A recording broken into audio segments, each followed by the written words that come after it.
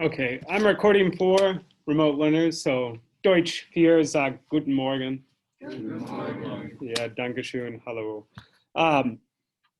Try and make this one short. We only have about 12 minutes left. So we're just gonna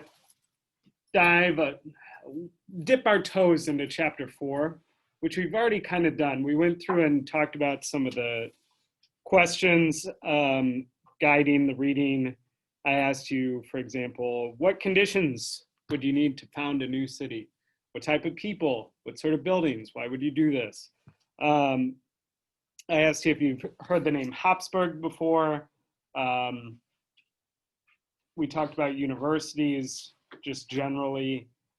And then finally kind of asked what sort of Lebensgefühl, feeling of life, would you have when people are walking around on a daily basis anticipating der jüngste Gericht, which would be the last judgment. Be a little weird. But we didn't really dive into the text of the reading, and I want to go ahead and answer a couple of the study questions on your Die Stadt study guide. So if you're in your PDF file or in your book, wir sind auf Seite 45. Und das heißt Entwicklung der Städte. Entwicklung. Entwicklung means development. Development. Der Städte, we've got genitive there, of the cities. And it starts out, zu den hartnäckigen, stubborn, Gegnern Barbarossas in Italien hatten die überall italienische Städte unter Führung von Mailand gehört. Barbarossa, who's that? Yeah, he's the dude. He will come back from Germany. He's the sleeping dude. Schläft.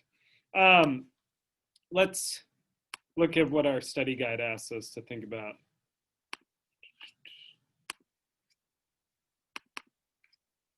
So we talked about Charlemagne. Charlemagne had this large empire, all of France, half of Germany, most of Italy. That gets divided up over time during the 900s and then into 1000. We have a German part now, and the Pope is going to need help again in the 900s. And we see a German king of the former Frankish part offered the title of King of the Romans, which goes on to mean the same thing as German king. It's a little odd because the title of King of the Romans, which is basically a Holy Roman Emperor, shifts from being an Italian thing, primarily based in Latin, to a Germanic title, based wherever the emperor is in what's now Germany and other places. But Barbarossa lived from 1122 bis 1190 und war Kaiser. War Kaiser aus der Wittelsbach-Familie.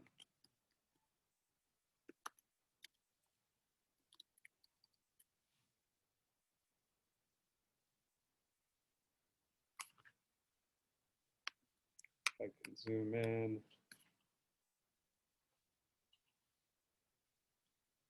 Too many eyes. Sorry, everything slows down when I zoom, so not really ideal. Teaching conditions anyway, made worse. Such is life. Dankeschön. So who are the Wittelsbachs? The Wittelsbach Familia will go on to, where are they from? Do you know what modern German state the Wittelsbachs are associated with? Talked about it just a tiny bit. König Ludwig II. War Wittelsbacher, kommt aus Bayern. Yeah. What Barbarossa does is establishes himself and his family as one of the most important dynasties for the next 1,000 years. He also goes and sees the benefit in founding cities. If you are Kaiser, what is the benefit of a city in this current economic, political, social environment? Why would you do that?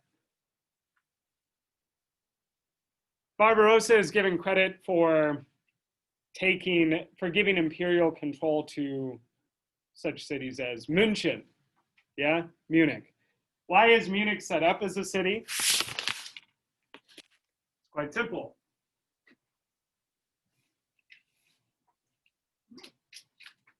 It's on the way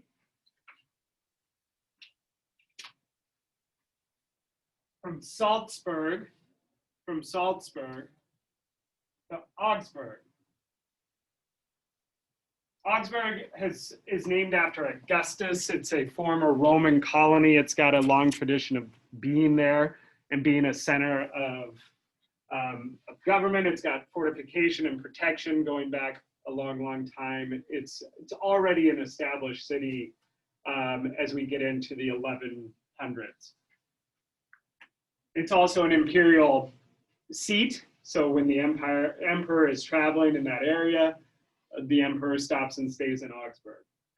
Yeah, he's got Aachen, he's got spots in Erfurt and Frankfurt, all over the place. But he's got a really nice one in Augsburg. Here is Salzburg. What do you think is being mined and exported out of Salzburg? Salt, right? There are extensive salt mines in this mountainous region on the German and Austrian border. People have been going down and mining salt from them for millennia. How do you do that? It's kind of interesting and complicated. There are salt deposits in the rocks, and in order to get that out, you have to dig out a chamber, you fill it with water, the salt dissolves, and then you essentially boil the water until the salt remains, and then you have an exportable product.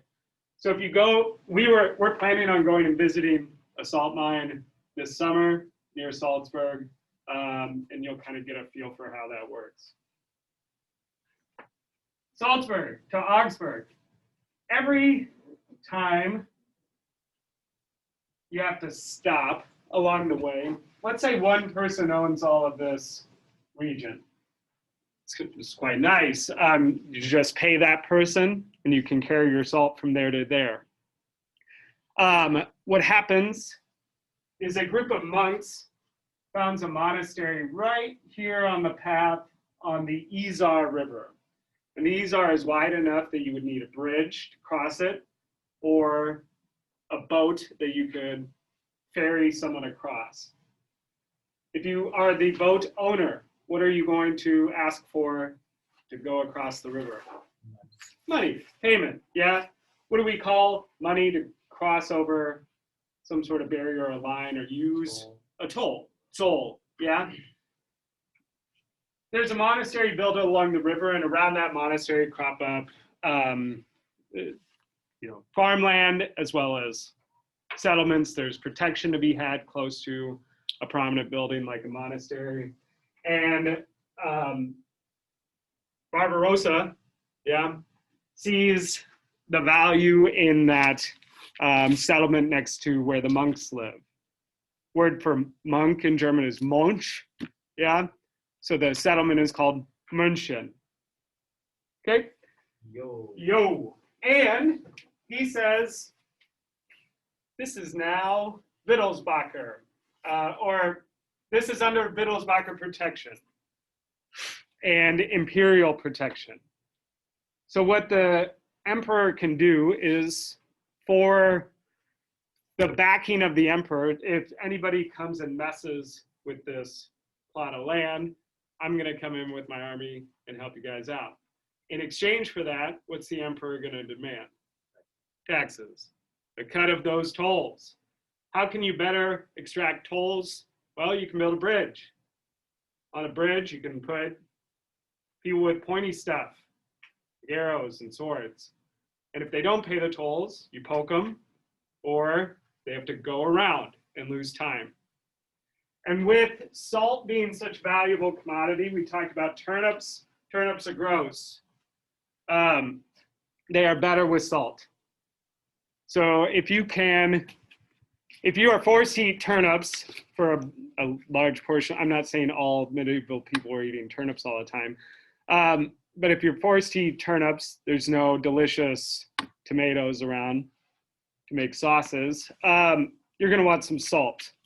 If you are eating meat without access to refrigeration, your options are basically smoke the meat or salt it to preserve it or improve the flavor of what's getting rancid. So salt is worth its weight in gold. And if you are taking a chunk of that transport as it's on its way to Augsburg and other parts, you would have to get to Augsburg and then export it up here. This is kind of the first round of tolls you can extract. A lot of the salt would be going down into parts of Italy, but these regions of Germany don't have ready access to salt until you get to the north, where there are emerging ways to extract it from seawater, but they're not as savvy with as the miners are. Okay, so that's how Munich is established, and Barbarossa. We can see an example of why an emperor would set up a city pretty immediately with the example of München. München is not an ancient city, but it's almost 1,000 years old. It's founded in the 1100s. We have a range of German cities. You're either going to usually see cities founded in the 800s or 900s. You have a couple of examples going back to Roman imperial times, like 100, 200 AD, not very many. The vast majority of German cities are founded between 11 and 1400. And then we have another wave as we see more urbanization later on. But 11 to 1400, the emperor and even kings and dukes are seeing benefits in setting up places they can take money from. So Barbarossa is Kaiser aus der Wittelsbach-Familie. And briefly, if we look down here, I want to at least get this one answered. In English, briefly describe the political situation in Europe during the period between the establishment of Charlemagne, and we'll have to do that on Thursday.